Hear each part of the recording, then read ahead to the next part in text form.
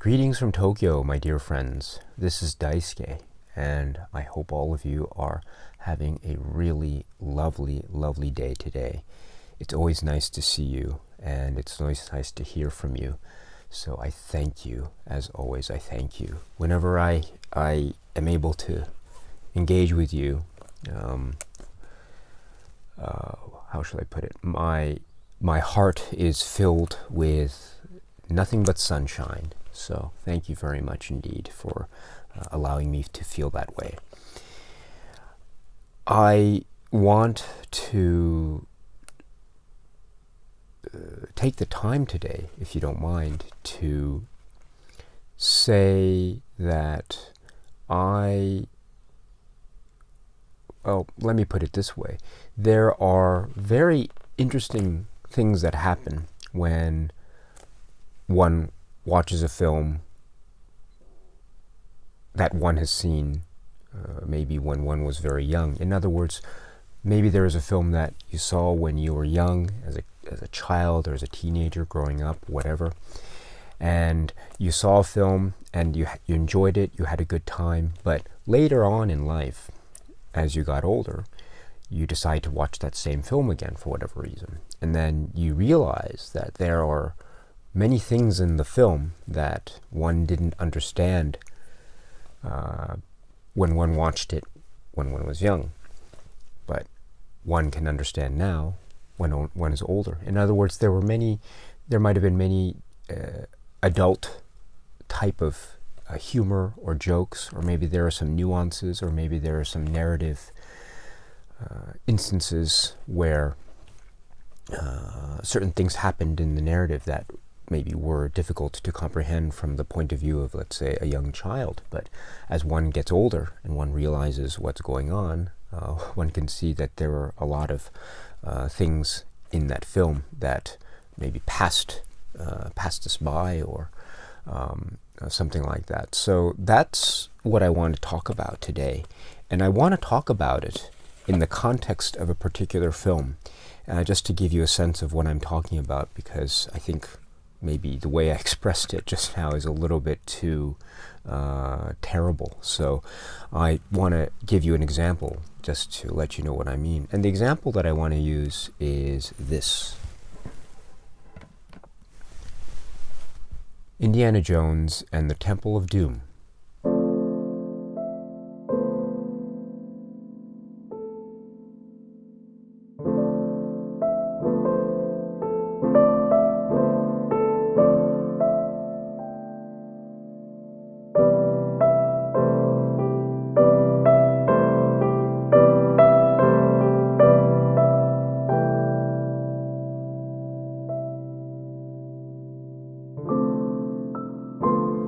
This is from 1984, Indiana Jones and the Temple of Doom, and it's directed by a filmmaker whose name is Steven Spielberg, and it stars the actor Harrison Ford. Now, I am going to talk about a particular aspect of this film. I'm not going to be reviewing the entire film. I'm not going to be talking about the entire film, but I will be speaking about a particular aspect of this film. And I want to talk about it in the context of when I saw it when I was young. I saw this when I was very young. I saw this maybe when I was 1984, so I would have been 5 or 6 at the time when I first saw it, maybe 5, I think. And 1970, yeah, so 5. I would have been 5 when I saw this, because I think I recall something, some deep memory of seeing this actually in the movie theater. And so I would have been 5 if that was the case. So yes, so I was very young. And then of course I saw it later when it was released on maybe VHS tapes or VHS rental places. It was rented and I saw it many times. And so I knew the film and I saw it growing up. And so this is a film that is one that I saw a lot as a kid. I still find it a very thrilling film for that reason, I think. But I think a lot of aspects of this film really went over my head when I was a kid. They really did. And so there is one thing that happens in this film that I am just so amazed at.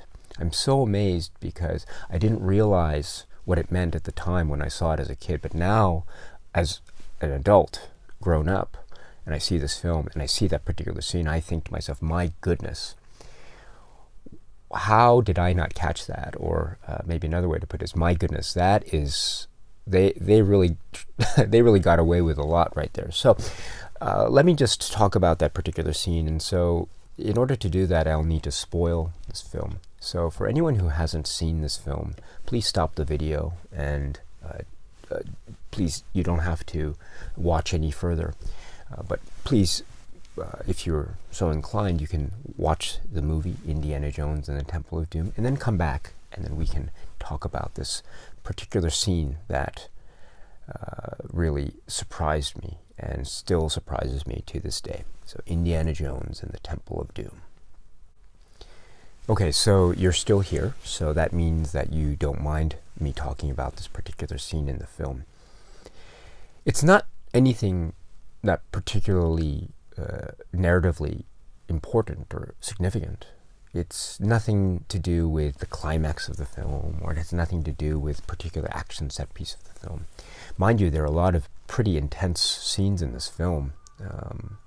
Again, perhaps the most traumatizing scene for me, and I still won't forget when I saw it for the first time, I was just so scared. It was the scene with the Mola Ram, and he pulls the heart out of the guy.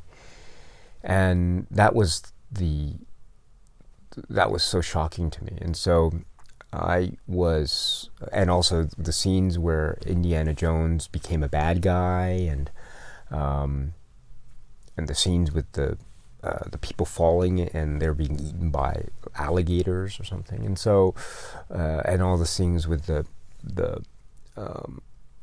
they're eating dinner or something, the banquet, the feast with the Maharaja, and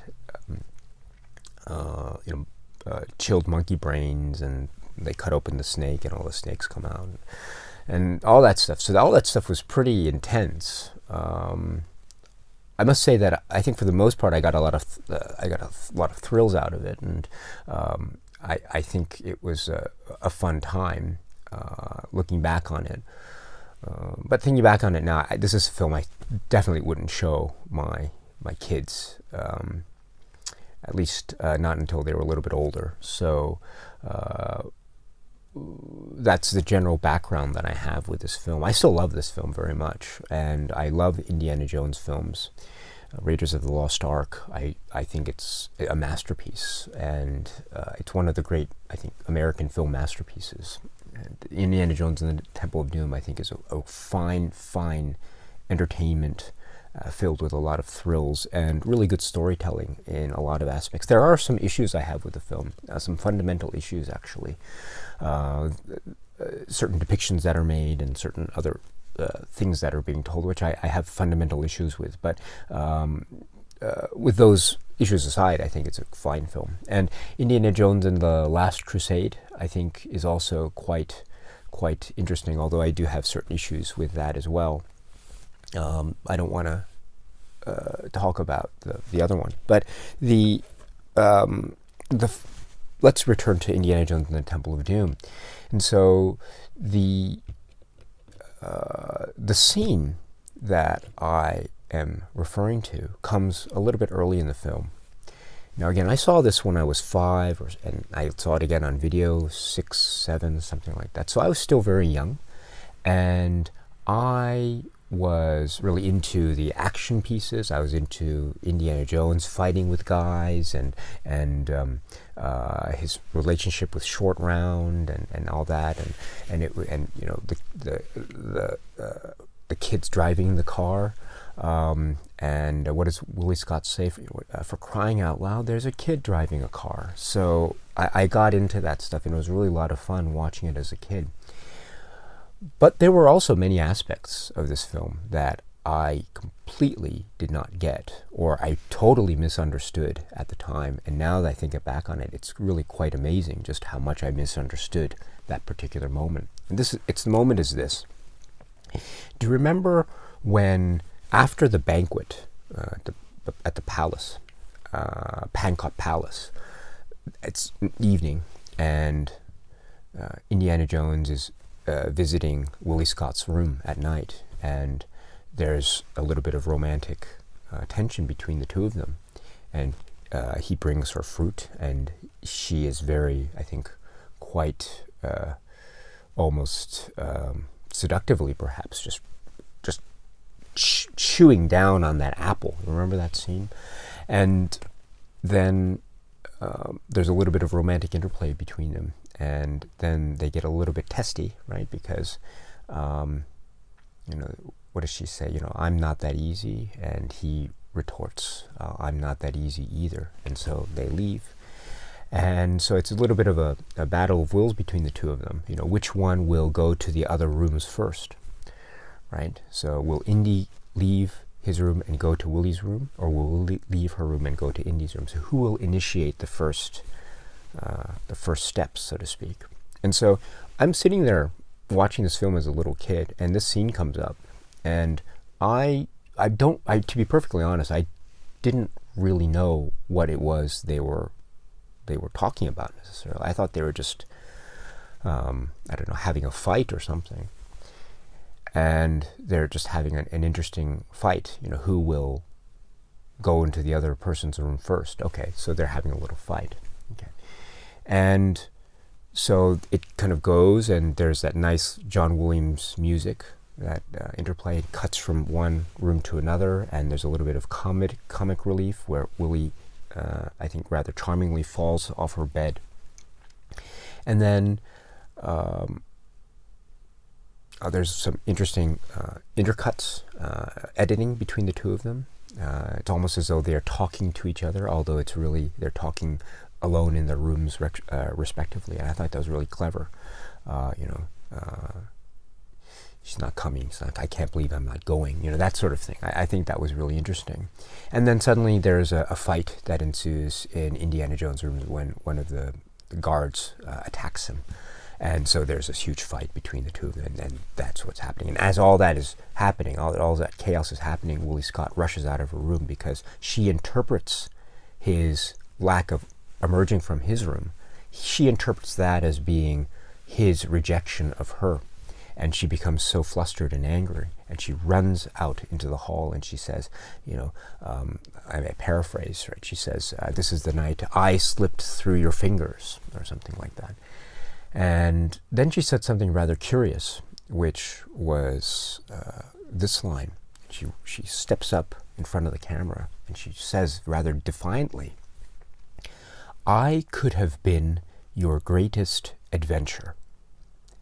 Right, that line, "I could have been your greatest adventure."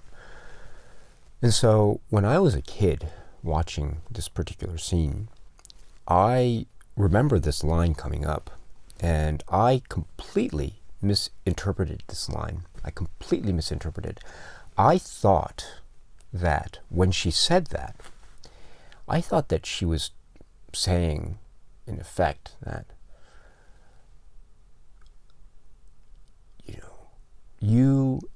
if you had come into my room, Indiana Jones, I could have been your greatest adventure. In other words, you and I could have then gone off, and we could have partnered up, and we could have had amazing adventures together. Like, we could go, hop on a train or something, and then go off into other adventures, into archaeology or something like that, and just do that. I could have been your greatest adventure.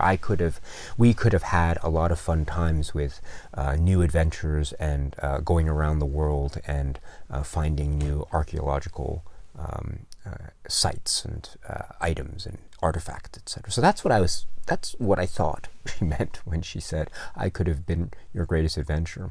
And it wasn't until I became older that I realized that was not what she was saying at all, right? She was actually implying that she could have been maybe a great sexual experience for him, and that all that scene was a lot of sexual tension, and there was a lot of innuendo there, And when she says, therefore, I could have been your greatest adventure, she's really saying, you know, I could have been your greatest sexual encounter. And so when I think about that now, I think I really misinterpreted that scene when I was a kid. And I guess it's not, I guess it shouldn't be, I mean, I'm not saying that I was wrong or anything necessarily, because I guess I was young and I didn't know about the birds and the bees at the time, or at least I didn't have a full sense of the birds and the bees at the time when I saw this film, 5, 6 years old. And so I didn't quite appreciate what she was actually implying, which was she was very much wanting to, what's the phrase? How should I put it?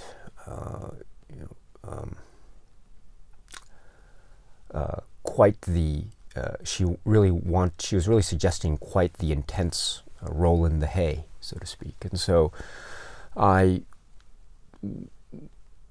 when I saw the film again when I was older, I think my mind was blown, and my life went on. So I guess this is my way of saying that it's so amazing to me that you can watch a film when you're young and have so much enjoyment, so much good time with it, and have a certain understanding of it, and then watch the same film years later and realize that there were more things going on in that film than what I had initially realized when I was a kid watching it. And it's amazing. There are so many other films like that I'm just so, even to this day, I'm so astounded that there was certain content in that film that just went over my head when I was a kid. But now growing up, I really am quite fascinated by that. So anyway, that is my little story about Indiana Jones and the Temple of Doom. So I hope that was interesting for you. If not, I really apologize. But yes, so I could have been your greatest adventure. Who knew? Who knew that what she was actually saying was I could have been your greatest roll in the hay? Okay. Anyway, my friends, that's it for me. So are there any films like this? Are there any films that you have in your memory that you saw when you were younger, that you appreciated in a certain way, but now you see as an adult and you realize that there was more going on there than you had realized when you were a kid watching it? Were there films like that? Are there films like Indiana Jones and Temple of Doom where you are surprised at how you react to it when you grow up? Things like that. I find this issue or this concept in cinema really, really fascinating. And so if you wouldn't mind, I would love to hear what your thoughts are on this particular concept. Okay, my friends, until we meet again, please be happy and healthy and well. And please, please, please, please keep on watching a lot of great, great movies. My friends, take care. Bye-bye.